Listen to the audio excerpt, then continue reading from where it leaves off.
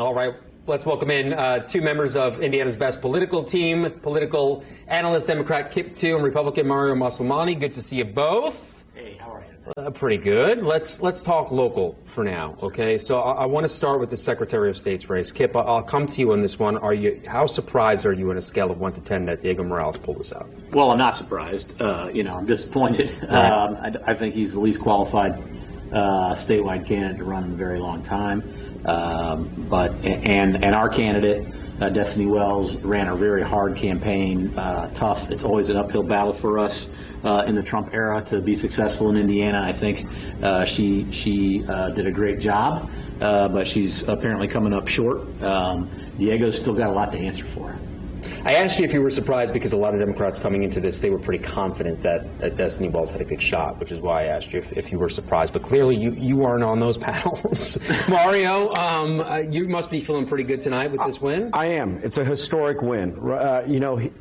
Diego Morales is going to be the first Hispanic ever elected statewide, especially as Secretary of State. So it's historic for all Hoosiers, to show that an immigrant can come to this country and work hard and get elected. I think that the biggest problem a lot of times, as you and I have talked about this, Phil, is that we sometimes live in an echo chamber where we hear our friends talk back and forth in Marion County, and we don't realize that the people in the rural counties, in the suburbs, they're not listening to what's going on in Marion County. And so I don't think that some of the attack ads, some of the attacks that were made on Diego really resonated with those people. And that's why you're seeing by what a large margin he's winning by. I thought he'd win by about 8 percentage points, but he's about to blow that apart, Why do you? I don't know if that's true. We'll have to wait till it comes in. There's still a lot of Democratic votes still left to be counted. I do think, though, that he's probably going to hold on. And I would not say I'm shocked by it. But I would say that, he's got a Charlie White problem. For those of you who don't know who Charlie White was, he was convicted of vote fraud by voting in a place that he didn't live. And by all accounts that we have a similar problem with the incoming Secretary of State, who, by the way, was an election denier.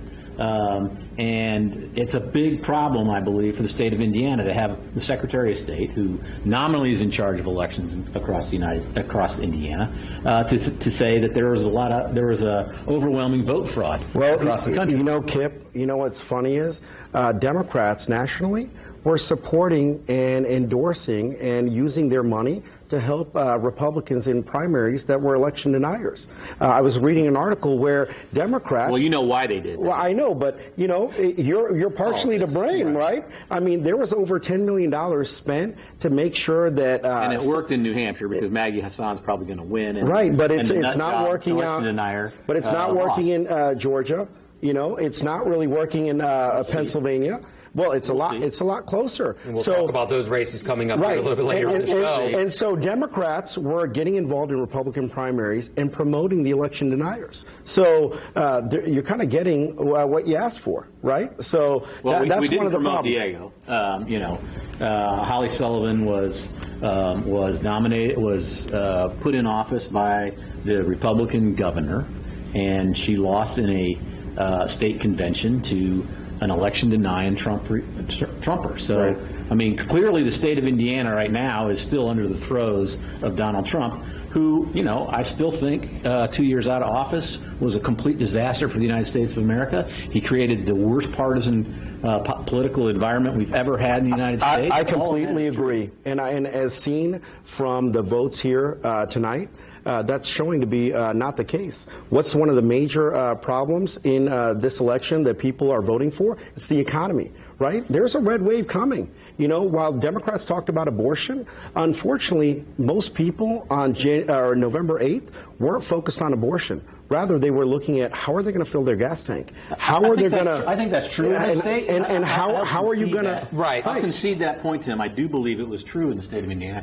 The problem with it is, though, Republicans offered zero in way of solutions to fix the inflation problem, which is worldwide. But it's absolutely worldwide. But Kip, here's the problem, right? You badmouth Donald Trump, but when most people looked at their 401ks under Donald Trump, they were making money. When they went to the gas pump, the gas prices were lower. The economy is a lot better under Joe Biden than it was under Donald Trump. I think hold on. Let's just move on to one more race because we have other races to get to. Sure. Senate race, right? Because coming in, I mean, this one looked like it might have. Todd Young was clearly going to run away with this if you looked at the early polls, but then it seemed like it tightened a little bit. Are you surprised at how poorly McDermott did? No. I'm not. I didn't believe we agree on that. I didn't believe any of the polls that I saw throughout the thing. Todd Young had a huge money advantage. He was blanketing television. You did not see Tom McDermott on TV at all. To be competitive in the United States Senate race, you have to be competitive on television. There's no way for you to be able to get a message across to all the people of Indiana without spending money on your television station. Right. They didn't spend hardly any, and that's exactly or getting why. earned media by getting one or two issues that somehow resonate with the people, and he really didn't have that. And he was also running against national barometer with Joe Biden. Yeah. So, I mean, unfortunately for McDermott, nice guy, but he's running against national mood of the country where people just don't feel good. And so he's doing that. He also has a money disadvantage, and he doesn't have a message that breaks through the noise, right? And so that's why you're seeing the polls and the results the way they're turning out. We should say, though, this does happen. Midterms that usually is the case, right? When you have a Democrat in office, usually it goes Republican, vice versa. But a positive for Democrats is this local race here, this prosecutor's race. Ryan Mears taking this pretty handily. Yeah, I mean, Republicans put a lot of money late in this, thinking they had a shot at Ryan Mears, and it ends up they didn't. It wasn't close. They wasted their money here in Marion County, and I think for the Republican Party inside Marion County, it's got to be pretty demoralizing because they did spend time and money. And by all accounts, she was a terrific candidate, good person, worked in the governor's office before running for office, and she got beat pretty handily. She did perform a little better than the rest of the county ticket, but it wasn't close. Well, that leads me to a conversation with you, Mario. And I only have 30 seconds left, but we could talk about this for a long time. Why didn't her message resonate with Marion County voters? The problem is that she didn't, just like in McDermott's race, she didn't have the money to compete. When you're starting out at a disadvantage with registered voters, because Republicans, registered voters-wise, we need to make up a lot by getting swing voters on our side. And the only way really to do that, to get your message out, is money. And she didn't, while she was able to raise a fair amount of money, remember when... I don't think that's right. Okay. I mean, I disagree with you.